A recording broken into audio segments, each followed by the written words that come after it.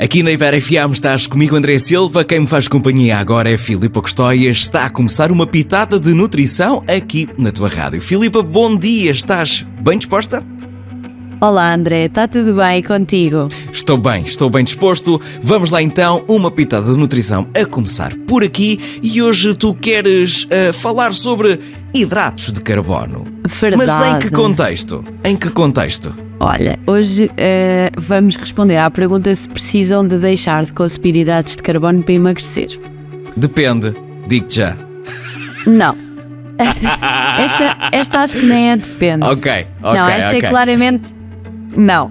Ok. Mas então, este tema surgiu um bocadinho pela situação em que, ou pela altura do ano em que nós estamos, em que a primavera acaba por ser sinónimo de uma maior preocupação com o nosso peso. É a altura que muitos pensam em fazer uma dieta porque vão de férias e querem estar impecáveis. Exato. Ou querem estar impecáveis ou querem caber nos calções de banho ou no biquíni que têm do ano passado. Ou isso, pronto.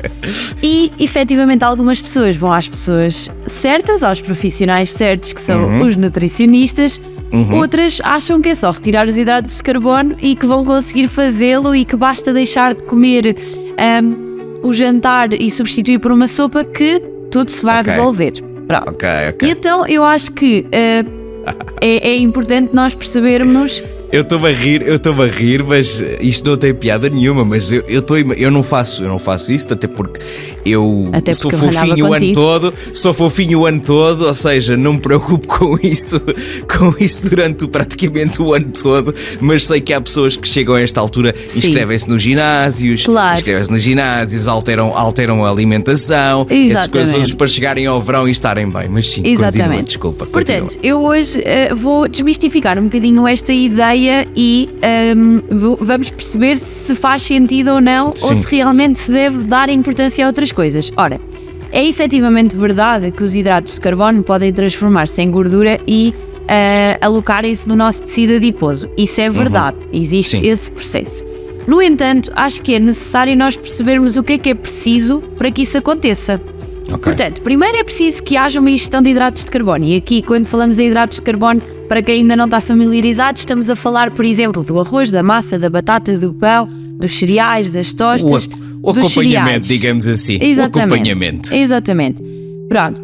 Depois, esses hidratos de carbono que nós vamos ingerir vão ser utilizados como fonte de energia após a nossa refeição. Portanto, a nossa glicose vai para o sangue e depois ela é utilizada para gerar energia. A quantidade que não for utilizada vai ser armazenada nos nossos depósitos de hidratos de carbono, digamos assim, de açúcar. Temos um reservatório. Exatamente, temos dois tanques.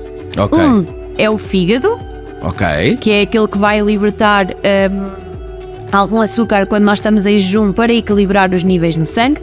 E outro é um músculo que precisa deste combustível para gerar energia durante a atividade, por exemplo, o desporto, as caminhadas, as atividades do dia a dia. Uma simples deslocação de um local para o outro. Portanto, temos estes dois reservatórios. A quantidade que nós não utilizarmos imediatamente vão para estes reservatórios e apenas se estes reservatórios ficarem cheios e ainda sobrar mais alguma coisa, é que pode ser convertido em tecido adiposo.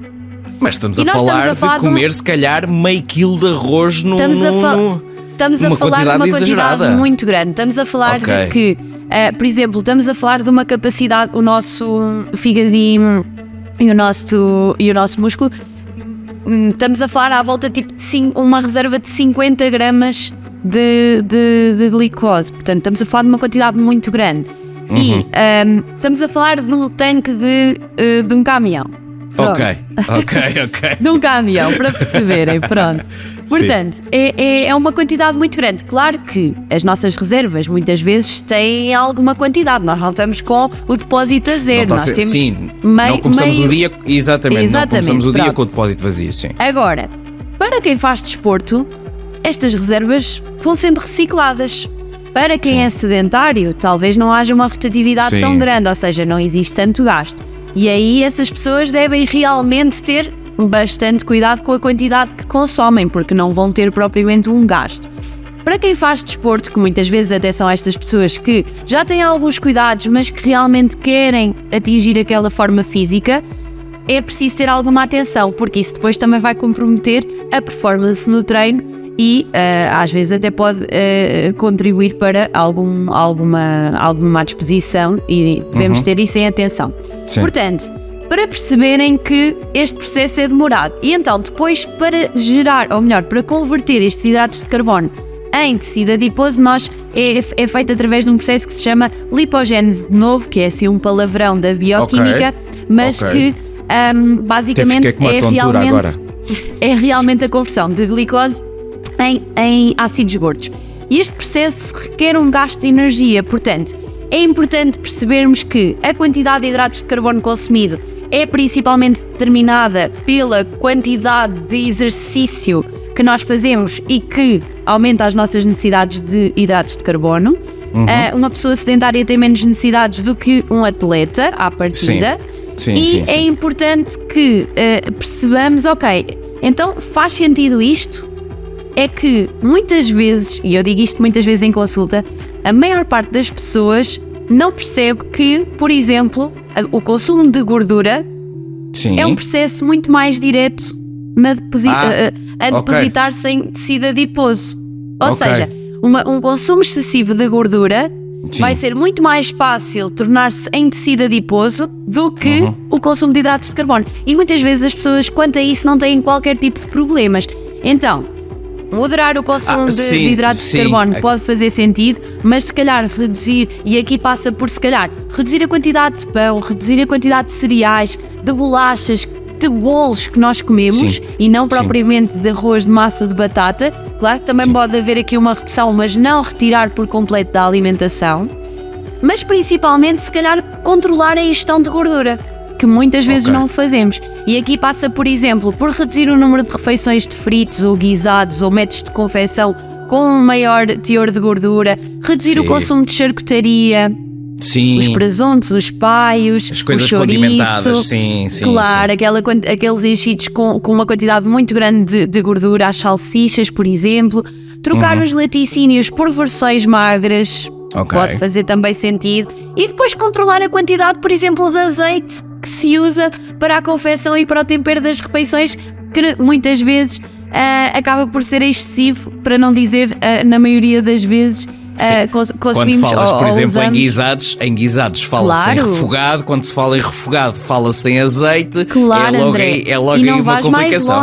E não vais mais longe, o peixinho grelhado, o peixinho cozido que nós consumimos e que depois regamos com azeite e que fazemos uma sopinha de azeite no prato. Portanto, tudo isto se calhar são questões a ter em conta quando queremos realmente perder aqui este peso e, obviamente, procurar um profissional que vos ajude e não fazer dietas malucas à toa que comprometam a vossa saúde. Não cortem logo tudo e pensem, por exemplo, numa pessoa que quer deixar... Uma pessoa que, pronto, por exemplo, mas eu ia dizer uma pessoa que, por exemplo, quer deixar de fumar. Se deixa de fumar do dia para a noite, vai ser muito mais difícil passar esse processo. Se for reduzindo substancialmente o número de cigarros, por exemplo, se calhar é um processo que vai demorar um bocadinho mais tempo, mas se calhar vai ser mais eficaz e vai ser menos doloroso, digamos assim. E aqui é a mesma coisa, não vais deixar de comer pão, arroz e batata, vais só passar a comer grelhados e salada e ao terceiro dia estás farto e voltas a encher o prato de arroz ou o prato de massa e acabas por mandar abaixo todo o processo que a bem ou ao mal estavas a fazer. É mais ou menos isso. Pronto, é exatamente isso. Ok, então hoje é isto. Hoje é quê? Hoje é sim, não, depende, hoje é o quê? Hoje é não, os hidratos de carbono não precisam de deixar de consumir hidratos de carbono para emagrecer. Ok, e a Filipa Custóias volta então para a semana para uma pitada de nutrição. Um beijinho, até para a semana. Adeus, André, até para a semana.